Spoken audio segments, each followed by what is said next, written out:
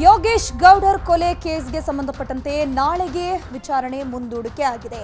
ಇವತ್ತು ಶಿಕ್ಷೆ ಪ್ರಮಾಣ ಪ್ರಕಟಿಸೋದಾಗಿ ಕೋರ್ಟ್ ಹೇಳಿತ್ತು. ಬಟ್ ಶಿಕ್ಷೆ ಪ್ರಮಾಣ ಪ್ರಕಟಿಸೋದು ನಾಳೆಗೆ ಶಿಫ್ಟ್ ಆಗಿದೆ.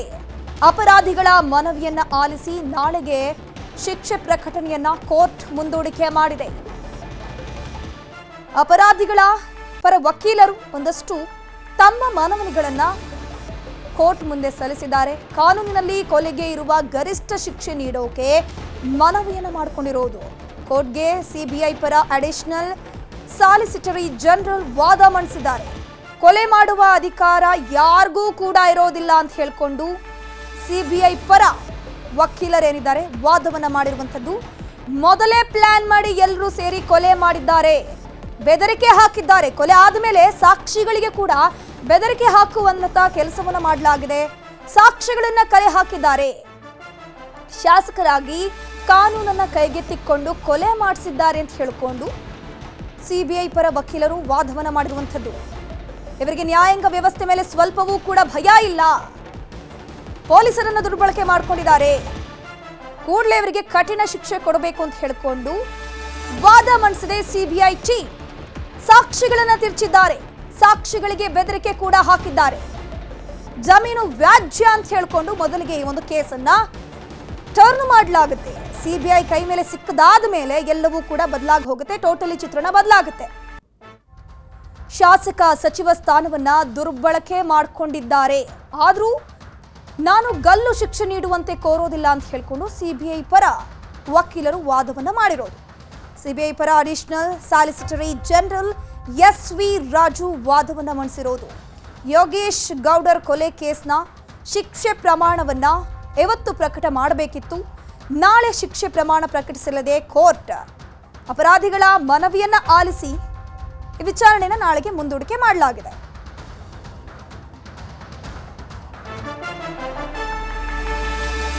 ಜೀವಿತಾವಧಿ ಶಿಕ್ಷೆ ವಿಧಿಸಿದ್ರೆ ಅದು ಗರಿಷ್ಠ ಶಿಕ್ಷೆ ಆಗಲಿದೆ.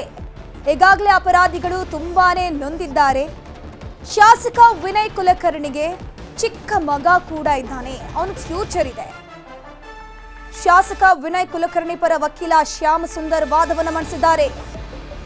ಒಳ್ಳೆಯ ಗುಣ ಇರೋ ವ್ಯಕ್ತಿ ಅಂತ ಜನರಿಂದ ಅನ್ಸ್ಕೊಂಡಿದ್ದಾರೆ ಶಾಸಕರವರು, ಸಚಿವರವರು. ಶಾಸಕರು ಫಾರ್ಮ್ನಲ್ಲಿ 3,000 ಹಸುಗಳನ್ನು ಕೂಡ ಸಾಕಿದ್ದಾರೆ. ಇದೆಲ್ಲ ಇವರ ಒಳ್ಳೆಯ ವ್ಯಕ್ತಿತ್ವದ ಗುಣಗಳಂತೆ. ಸುಧಾರಣೆಗೆ ಆಗುವಂತೆ ಅವಕಾಶ ಇರೋ ಶಿಕ್ಷೆಗೆ ವಕೀಲರು ಮನವಿಯನ್ನು ಮಾಡಿಕೊಳ್ತಿದ್ದಾರೆ. ಎಲ್ಲ ಅಪರಾಧಿಗಳ ಪರ ವಕೀಲರ ವಾದವನ್ನ ಆಲಿಸಿ ನಾಳೆಗೆ ಕೋರ್ಟ್ ಶಿಕ್ಷೆಯ ಪ್ರಮಾಣವನ್ನ ಪ್ರಕಟ ಮಾಡೋದನ್ನ ಮುಂದೂಡಿಕೆ ಮಾಡಿದೆ. ಇದೀಗ ಎಲ್ಲ ಅಪರಾಧಿಗಳನ್ನ ಜೈಲಿಗೆ ಶಿಫ್ಟ್ ಮಾಡಿದ್ದಾರೆ ಅಧಿಕಾರಿಗಳು. ವಿನಯ್ ಕುಲಕರ್ಣಿ ಅವರು ಕೂಡ ಒಂದೊಳ್ಳೆ ವ್ಯಕ್ತಿಯಂತೆ. ಸೊ ಜನರಲ್ಲಿ ನಂಬಿಕೆ ಇದೆಯಂತೆ. ಒಂದೊಳ್ಳೆ ವ್ಯಕ್ತಿತ್ವ ಉಳ್ಳಂಥ ಪರ್ಸನ್ ಅಂತ. ಚಿಕ್ಕ ಮಗ ಕೂಡ ಇದ್ದಾನೆ. ಅವರ ಫಾರ್ಮ್ ಹೌಸ್ನಲ್ಲಿ 3,000 ಹಸುಗಳನ್ನು ಸಾಕಿದ್ದಾರಂತೆ. ಆದರೆ ಇಲ್ಲಿ ಕೊಲೆಯಲ್ಲಿ ಇನ್ವಾಲ್ವ್ ಆಗಿರೋದು ಹೌದಲ್ವಾ? ಬಟ್ ವಿನಯ್ ಕುಲಕರ್ಣಿ ಅವರ ಪರ ವಕೀಲರು ಆದಷ್ಟು ತಮ್ಮ ಕಕ್ಷಿದಾರರ ಪರವಾಗಿ ವಾದವನ್ನು ಮಂಡಿಸಿದ್ದಾರೆ. ಸುಧಾರಣೆಗೆ ಅನುಕೂಲ ಆಗುವಂಥ ಒಂದು ಕಡಿಮೆ ಪ್ರಮಾಣದ ಶಿಕ್ಷೆಯನ್ನ ಪ್ರಕಟ ಮಾಡಿ ಅಂತ ಹೇಳಿಕೊಂಡು ವಿನಯ್ ಕುಲಕರ್ಣಿ ಪರ ವಕೀಲರು ವಾದವನ್ನ ಮಂಡಿಸಿರುವಂಥದ್ದು. ಈಗಾಗಲೇ ಎಲ್ಲ ಅಪರಾಧಿಗಳನ್ನು ಕೂಡ ಜೈಲಿಗೆ ಶಿಫ್ಟ್ ಮಾಡಲಾಗಿದೆ. ಯೋಗೇಶ್ ಗೌಡರ್ ಕೊಲೆ ಕೇಸ್ ಪ್ರಕರಣದಲ್ಲಿ ಏನು ಶಿಕ್ಷೆ ಪ್ರಮಾಣ ಪ್ರಕಟ ಇವತ್ತು ಆಗಬೇಕಿತ್ತು ನೋಡಿ, ಅದು ನಾಳೆಗೆ ಪೋಸ್ಟ್ಪೋನ್ ಮಾಡಲಾಗಿದೆ. ನಾಳೆ ನೋಡಬೇಕು ಎಷ್ಟು ವರ್ಷದವರೆಗೆ ಶಿಕ್ಷೆ ಪ್ರಮಾಣ ಪ್ರಕಟ ಆಗಬಹುದು, ಜೀವಿತಾವಧಿ ಶಿಕ್ಷೆಯನ್ನೇ ವಿಧಿಸಬಹುದಾ. ಸೊ ಹಾಗಾಗಿ ಎಲ್ಲ ಆ್ಯಂಗಲ್ನಲ್ಲೂ ಕೂಡ ಚರ್ಚೆಗಳಾಗ್ತಾ ಇದೆ.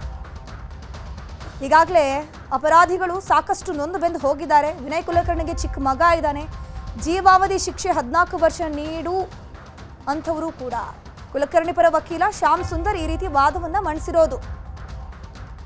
ಅಂದ್ರೆ ಅವರ ಪರವಾಗಿ ಕಕ್ಷಿದಾರರ ಪರವಾಗಿ ಅವರು ವಾದವನ್ನು ಮಂಡಿಸಲೇಬೇಕು. ಯಾವೆಲ್ಲ ಆಯಾಮದಲ್ಲಿ ಏನೆಲ್ಲ ವಿಚಾರಗಳೇನಿದೆ ಅದು ಇವತ್ತು ಕೋರ್ಟ್ನಲ್ಲಿ ಪ್ರಸ್ತಾಪ ಮಾಡಿದ್ದಾರೆ. ಏನೆಲ್ಲ ಒಳ್ಳೆಯ ಕೆಲಸಗಳನ್ನ ವಿನಯ್ ಕುಲಕರ್ಣಿ ಅವರು ಮಾಡಿದ್ದಾರೆ ಅನ್ನೋದನ್ನ ಕೋರ್ಟ್ ಮುಂದೆ ಹೇಳಿದ್ದಾರೆ.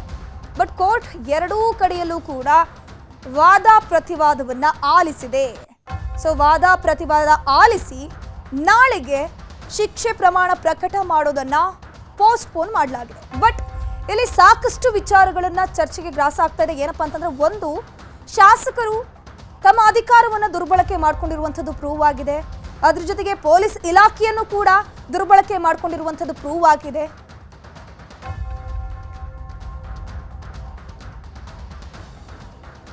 ಕೊಲೆ ಕೇಸಲ್ಲಿ ಶಾಸಕ ವಿನಯ್ ಕುಲಕರ್ಣಿ ದೋಷಿ ಎಂಬ ಕೋರ್ಟ್ನ ತೀರ್ಪನ್ನ ಮೃತ ಯೋಗೇಶ್ ಗೌಡರ್ ಸಹೋದರಿಯರು ಸ್ವಾಗತಿಸಿದ್ದಾರೆ. ವಿನಯ್ ಕುಲಕರ್ಣಿಗೆ ಕನಿಷ್ಠ ಜೀವಾವಧಿ ಶಿಕ್ಷೆಯಾದರೂ ಆಗಬೇಕು. 10 ವರ್ಷ ನಂತರ ಕೊನೆಗೂ ನ್ಯಾಯ ಸಿಕ್ಕಿದೆ. ನಮ್ಮ ತಮ್ಮನ ಆತ್ಮಕ್ಕೆ ಶಾಂತಿ ಸಿಕ್ಕಿದೆ. ಅಧಿಕಾರ ಮತ್ತು ಹಣದ ಬಲ ಯಾವುದೂ ಕೂಡ ಶಾಶ್ವತ ಅಲ್ಲ. ನ್ಯಾಯಾಧೀಶರಿಗೆ ಮತ್ತು ವಕೀಲರಿಗೆ ಧನ್ಯವಾದ ಹೇಳ್ತೀವಿ ಅಂತ ಯೋಗೇಶ್ ಗೌಡರ್ ಸಹೋದರಿ ಅಕ್ಕ ಮಹಾದೇವಿ ಮತ್ತು ಜಗದೀಶ್ವರಿ ಹೇಳಿದ್ದಾರೆ. ಈಗ ಅದನ್ನು ತೀರ್ಪು ಕೊಟ್ಟಿದ್ದಕ್ಕೆ ನಮಗೆ ಕೋರ್ಟಿಗೆ ನಾವು ಧನ್ಯವಾದ ಸಲ್ಲಿಸ್ತೇವೆ. 10 ವರ್ಷದ ಒಳಗೆ 10 ವರ್ಷ ಆಯ್ತು ನಮ್ಮ ತಮ್ಮಂದಾಗಿ. ಇನ್ನು ನಾವು ಅವಾಗ ಕಾಯ್ಬೇಕಾಗಿತ್ತು. ಅವಾಗ ನಮ್ಗೆ ಇದಾಗಲಿಲ್ಲ, ಯಾರೂ ಸಪೋರ್ಟ್ ಮಾಡಲಿಲ್ಲ. ಇವಾಗ ಇದು ಬಸವರಾಜ ಮುತ್ತಿಗೆಯವರು ಅವಾಗ ಅವ್ರು ವಿನಯ್ ಕುಲಕರ್ಣಿಯವ್ರಿಗೆ ಬೆನ್ನೆತ್ತಿ ನಮಗೆ ಮಾಡಲಿಲ್ಲ. ಅದನ್ನು ಅವಾಗ ಇನ್ಫಾರ್ಮೇಷನ್ ಕೊಟ್ಟಿದ್ರೆ ನಮ್ಮ ತಮ್ಮ ಬದಿ ಕುಳಿತಿದ್ದ. ನಿಜ ಅಂತ ಹೇಳಿದ್ದಕ್ಕೆ ಬಸವರಾಜ ಮುತ್ತಿಗೆಯವ್ರು ಹೇಳಿದ್ದಕ್ಕೆ ನಮ್ಮ ತಮ್ಮಗೆ ಇದಾಗಿದ್ದಕ್ಕೆ ನ್ಯಾಯ ಸಿಕ್ಕೈತೆ ಅಂತೇಳಿ ನಾ ಕೋರ್ಟಿಗೆ, ಆಮೇಲೆ CBI ಸರಿಗೆ, ವಕೀಲಿಗೆ ಎಲ್ಲರಿಗೂ ನಾನು ಅವ್ರಿಗೆ ಧನ್ಯವಾದವನ್ನು ಹೇಳ್ತೀನಿ. ನ್ಯಾಯಾಲಯಕ್ಕಂತೂ ಧನ್ಯವಾದ ಹೇಳ್ತೇವೆ ರೀ. ಮತ್ತು ಬಸವರಾಜ್ ಅಣ್ಣಾಗ ಮತ್ತು ಮುತ್ತಿಗೆ ಅಣ್ಣಾಗ ಭಾಳ ಥ್ಯಾಂಕ್ಸ್ ಹೇಳ್ತೇವ್ರಿ ಸರ್. ಅವರು ನಮಗೆ ನ್ಯಾಯ ಕೊಡಿಸಿದ್ರು ಮತ್ತು ನಮ್ಗೆ ಭಾಳ ಖುಷಿ ಐತ್ರಿಪ್ಪ. ಇದರ ಬಗ್ಗೆ ಹೆಚ್ಚಿನ ಮಾಹಿತಿ ನೀಡ್ತಾ ಹೋಗ್ತಾರೆ ನಮ್ಮ ಪ್ರತಿನಿಧಿ ಮುನಿರಾಜು. ನೇರ ಸಂಪರ್ಕದಲ್ಲಿ ಜಾಯಿನ್ ಆಗಿದ್ರೆ. ಮುನಿರಾಜು, ಬರೋಬ್ಬರಿ 10 ವರ್ಷಗಳ ಬಳಿಕ ಈ ಒಂದು ಪ್ರಕರಣಕ್ಕೆ ನ್ಯಾಯ ಸಿಕ್ಕಿದೆ ಅಂತಲೇ ಹೇಳಬಹುದು. ಇವತ್ತು ಶಿಕ್ಷೆ ಪ್ರಮಾಣ ಪ್ರಕಟ ಆಗಬೇಕಿತ್ತು, ಬಟ್ ನಾಳೆಗೆ ಪೋಸ್ಟ್ಪೋನ್ ಆಗಿದೆ. ಇವತ್ತು ಏನೆಲ್ಲ ವಾದ ಪ್ರತಿವಾದಗಳು ಆಗಿತ್ತು ಕೋರ್ಟ್ನಲ್ಲಿ? ಚೈತ್ರ, ಈಗಾಗಲೇ ಈ ಒಂದು ಕೊಲೆ ಪ್ರಕರಣಕ್ಕೆ ಸಂಬಂಧಪಟ್ಟಂತೆ ಇದರಲ್ಲಿ ಭಾಗಿಯಾಗಿರುವಂಥ ಎಲ್ಲ 17 ಆರೋಪಿಗಳು ಕೂಡ ಅಪರಾಧಿಗಳು ಅಂತೇಳಿ ಈಗ ನಿನ್ನೆಯ ಒಂದು ಘೋಷಣೆ ಕೂಡ ಆಗಿತ್ತು. ಬಳಿಕ ಇವತ್ತು ಶಿಕ್ಷೆ ಪ್ರಮಾಣ ಪ್ರಕಟ ಮಾಡೋದಕ್ಕೂ ಕೂಡ ಎಲ್ಲ ಸಿದ್ಧತೆಗಳು ಆಗಿತ್ತು. ಈ ಸಲುವಾಗಿ ಶಾಸಕ ವಿನಯ್ ಕುಲಕರ್ಣಿ ಸೇರಿದಂತೆ 17 ಆರೋಪಿಗಳನ್ನು ಇವತ್ತು ಪರಪ್ಪನಹಳ್ಳಿ ಜೈಲಿಂದ ಒಂದು ಕೋರ್ಟ್ಗೆ ಹಾಜರುಪಡಿಸುವಂಥ ಕೆಲಸವನ್ನು ಕೂಡ ಪೊಲೀಸ್ ಅಧಿಕಾರಿಗಳು ಮಾಡಿದರು. ಆದರೆ ಈ ಒಂದು ಸಂದರ್ಭದಲ್ಲಿ ಏನು ಕೋರ್ಟ್ ಕಲಾಪ ಆರಂಭ ಆದ ಬಳಿಕ ಪ್ರಕರಣಕ್ಕೆ ಸಂಬಂಧಪಟ್ಟಂತೆ ಏನು ಆರೋಪಿಗಳ ಒಂದು ಹೇಳಿಕೆಯನ್ನು ದಾಖಲು ಮಾಡಿಕೊಳ್ಳುವಂಥ ಕೆಲಸವನ್ನು ಕೂಡ ಇವತ್ತು ಕೋರ್ಟ್ ಮಾಡಿರೋದು. ಅಂದರೆ ಶಿಕ್ಷೆ ಪ್ರಮಾಣ ಪ್ರಕಟ ಮಾಡೋದಕ್ಕೂ ಮುನ್ನ ಆರೋಪಿಗಳು ಏನು ಹೇಳ್ತಾರೆ ಮತ್ತು ಅವರ ಮನವಿ ಏನು, ಕೋರಿಕೆ ಏನು ಅನ್ನೋದ್ರ ಬಗ್ಗೆ ಕೂಡ ನ್ಯಾಯಾಲಯ ಅವರ ಅಭಿಪ್ರಾಯವನ್ನು ಕೂಡ ಪಡ್ಕೊಂಡಿದೆ. ಪ್ರತಿಯೊಬ್ಬರು ಕೂಡ ತಮ್ಮ ಏನು ಮನಸ್ಸಿನಲ್ಲಿ ಇರುವಂಥ ಒಂದು ಅಭಿಪ್ರಾಯಗಳನ್ನು ಅಲ್ಲಿ ವ್ಯಕ್ತಪಡಿಸಿರುವಂಥದ್ದು. ಪ್ರಮುಖವಾಗಿ ಶಾಸಕ ವಿನಯ್ ಕುಲಕರ್ಣಿ ಕೂಡ ಈ ಒಂದು ಸಂದರ್ಭದಲ್ಲಿ ಏನು ಫ್ಯಾಮಿಲಿ ಬಗ್ಗೆ ಮತ್ತು 3 ಮಕ್ಕಳಿದ್ರೆ ಮತ್ತು ಕೃಷಿಕ ಕುಟುಂಬದಿಂದ ಬಂದಂಥ ವ್ಯಕ್ತಿ, ನಾನು ಏನು ಹಸುಗಳನ್ನು ಕೂಡ ಒಂದು ಫಾರ್ಮ್ ಹೌಸ್ನಲ್ಲಿ ಸಾಕ್ತಾ ಇದ್ದೀನಿ, ನಾನು ಯಾವುದೇ ವ್ಯಕ್ತಿಗೂ ಕೂಡ ಒಂದು ತೊಂದರೆಯನ್ನು ಕೊಟ್ಟಂಥ ವ್ಯಕ್ತಿ ಅಲ್ಲ ಅಂತೇಳಿ ಕೂಡ ಒಂದು ತಮ್ಮ ಹೇಳಿಕೆಯನ್ನು ಕೂಡ ದಾಖಲು ಮಾಡಿಕೊಂಡಿದ್ದಾರೆ.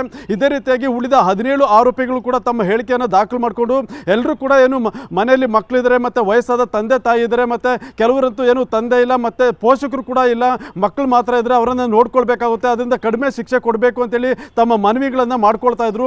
ಮತ್ತು ಇದೇ ಸಂದರ್ಭದಲ್ಲಿ ಆರೋಪಿಗಳ ಪರ ವಕೀಲರು ಕೂಡ ಕಡಿಮೆ ಶಿಕ್ಷೆ ವಿಧಿಸುವುದಕ್ಕೆ ಒಂದು ಮನವಿಯನ್ನು ಕೂಡ ಮಾಡಿಕೊಂಡು ಅವರು ಈ ಒಂದು ಕೊಲೆ ಕೇಸಲ್ಲಿ ಆರೋಪಿಗಳ ಪಾತ್ರ ಏನೂ ಇರಲಿಲ್ಲ, ಅದಕ್ಕೆ ಏನು ಅವರಿಗೆ ಕಡಿಮೆ ಪ್ರಮಾಣದ ಶಿಕ್ಷೆಯನ್ನು ಕೂಡ ವಿಧಿಸಬೇಕು ಅಂತೇಳಿ ಒಂದು ಮನವಿಯನ್ನು ಕೂಡ ಮಾಡ್ಕೊಂಡಿದ್ದಾರೆ. ಮತ್ತು ಈ ಒಂದು ಸಂದರ್ಭದಲ್ಲಿ CBI ಪರ ವಕೀಲರು ಕೂಡ ಈ ಒಂದು ಕೊಲೆ ಪ್ರಕರಣಕ್ಕೆ ಸಂಬಂಧಪಟ್ಟಂತೆ ಏನು ಜೀವಿತಾವಧಿ ಶಿಕ್ಷೆಯನ್ನು ವಿಧಿಸಬೇಕು ಅಂತೇಳಿ ಒಂದು ಮನವಿಯನ್ನು ಕೂಡ ಮಾಡ್ಕೊಂಡಿದ್ದಾರೆ. ಸದ್ಯ ಈ ಎಲ್ಲ ಹೇಳಿಕೆಗಳನ್ನು ಕೋರ್ಟ್ ಕೂಡ ದಾಖಲು ಮಾಡಿಕೊಂಡಿದ್ದು ನಾಳೆ ಇವರ ಒಂದು ಶಿಕ್ಷೆ ಪ್ರಮಾಣ ಪ್ರಕಟ ಮಾಡೋದಕ್ಕೆ ಒಂದು ಆದೇಶವನ್ನು ಕೂಡ ಮುಂದೂಡಿಕೆ ಮಾಡಿದೆ. ಚೈತ್ರ, ಮುನಿರಾಜು, ಈಗ ದೋಷಿ ಅಂತ ಗೊತ್ತಾಗಿದೆ. ಈಗ ಅವರ ಮೇಲಿರುವಂತಹ ಸೆಕ್ಷನ್ಸ್ಗಳ ಪ್ರಕಾರ ಎಷ್ಟು ವರ್ಷ ಶಿಕ್ಷೆಯ ಪ್ರಮಾಣ ಪ್ರಕಟ ಆಗುವಂತಹ ಚಾನ್ಸಸ್ ಇದೆ ಮುನಿರಾಜು? ಧನುಶ್ರೀ, ಈಗಾಗಲೇ ಈ ಒಂದು ಕೊಲೆ ಪ್ರಕರಣಕ್ಕೆ ಸಂಬಂಧಪಟ್ಟಂತೆ ಏನು ಇದು IPC 302 ಸೆಕ್ಷನ್ ಅಡಿಯಲ್ಲಿ ಏನು ಕೊಲೆ ಕೇಸಿದೆ, ಇದು ಜೀವಾವಧಿ ಶಿಕ್ಷೆಗೆ ಇರುವಂಥದ್ದು. ಮತ್ತು ಅದೇ ರೀತಿಯಾಗಿ 120B ಏನು ಸೆಕ್ಷನ್ ಇದೆ, ಇದು ಕೂಡ ಕೊಲೆ ಪ್ರಕರಣದಲ್ಲಿ ಈ ರೀತಿಯಾಗಿ ಯಾರಾದರೂ ಕ್ರಿಮಿನಲ್ ಒಳಸಂಚನ ರೂಪಿಸಿದರೆ ಅದಕ್ಕೂ ಕೂಡ ಒಂದು ಜೀವಿತಾವಧಿ ಶಿಕ್ಷೆ ಇರುತ್ತೆ. ಇನ್ನು ಉಳಿದಂತೆ ಸಾಕ್ಷಿ ನಾಶ ಮತ್ತು ಈ ಒಂದು ಸೆಕ್ಷನ್ಗೂ ಕೂಡ ಸುಮಾರು 3 ವರ್ಷಗಳ ಕಾಲ ಒಂದು ಶಿಕ್ಷೆ ವಿಧಿಸೋದಕ್ಕೂ ಕೂಡ ಒಂದು ಅವಕಾಶ ಇರುವಂಥದ್ದು. ಅದರಿಂದ ಈ ಎಲ್ಲ ಒಂದು ಸೆಕ್ಷನ್ಗಳ ಅಡಿಯಲ್ಲಿ ಏನು CBI ಪರ ವಕೀಲರು ಕೂಡ ಒಂದು ಜೀವಿತಾವಧಿ ಶಿಕ್ಷೆಯನ್ನು ವಿಧಿಸಬೇಕು ಅಂತೇಳಿ ಒಂದು ಮನವಿಯನ್ನು ಕೂಡ ಮಾಡಿಕೊಂಡಿದ್ದಾರೆ. ಆದರೆ ಶಿಕ್ಷೆ ಪ್ರಮಾಣ ಯಾವ ರೀತಿಯಲ್ಲಿ ಇರುತ್ತೆ ಅನ್ನೋದ್ರ ಬಗ್ಗೆ ನಾಳೆ ಒಂದು ಕೋರ್ಟ್ನಲ್ಲಿ ಕೂಡ ನಿರ್ಧಾರ ಆಗುವಂಥದ್ದು. ಮತ್ತು ಈಗಾಗಲೇ ಆರೋಪಿಗಳ ಪರ ವಕೀಲರು ಕೂಡ ಏನು ಕಡಿಮೆ ಶಿಕ್ಷೆಯನ್ನು ವಿಧಿಸಬೇಕು ಅಂತೇಳಿ ಒಂದು ಮನವಿಯನ್ನು ಕೂಡ ಮಾಡ್ಕೊಳ್ತಾ ಇದ್ದಾರೆ. ಯಾಕಂದರೆ ಆರೋಪಿಗಳ ಕುಟುಂಬದ ಹಿನ್ನೆಲೆ ಮತ್ತು ಅವರ ಪೋಷಕರು ಇರುವಂಥ ಸ್ಥಿತಿಗತಿ ಇರ್ಬೋದು, ಮತ್ತು ಮಕ್ಕಳಿದ್ದಾರೆ ಮತ್ತು ಅವರು ಏನು ಅವರ ಕುಟುಂಬಗಳನ್ನು ಇವರೇ ನಿರ್ವಹಣೆ ಕೂಡ ಮಾಡ್ತಾ ಇರೋದು. ಅದರಿಂದ ಕಡಿಮೆ ಪ್ರಮಾಣದ ಶಿಕ್ಷೆಯನ್ನು ವಿಧಿಸಬೇಕು ಅಂತೇಳಿ ಈಗಾಗಲೇ ಎಲ್ಲರೂ ಕೂಡ ಒಂದು ಮನವಿಯನ್ನು ಕೂಡ ಮಾಡ್ಕೊಂಡಿದ್ದಾರೆ. ಅದರಿಂದ ನ್ಯಾಯಾಧೀಶರು ಕೂಡ ಈಗ ವಕೀಲರ ಹೇಳಿಕೆ ಹೇಳಿಕೆಗಳು ಇರ್ಬೋದು ಮತ್ತು ಆರೋಪಿಗಳ ಹೇಳಿಕೆಗಳನ್ನು ಕೂಡ ದಾಖಲು ಮಾಡಿಕೊಂಡು ನಾಳೆ ಒಂದು ಶಿಕ್ಷೆ ಪ್ರಮಾಣ ಪ್ರಕಟ ಮಾಡೋದಾಗಿ ಒಂದು ಆದೇಶವನ್ನು ಮುಂದೂಡಿಕೆ ಮಾಡಿದ್ದಾರೆ ಧನುಶ್ರೀ. ಥ್ಯಾಂಕ್ ಯು ಮುನಿರಾಜು ತಮ್ಮೆಲ್ಲ ಮಾಹಿತಿಗಾಗಿ.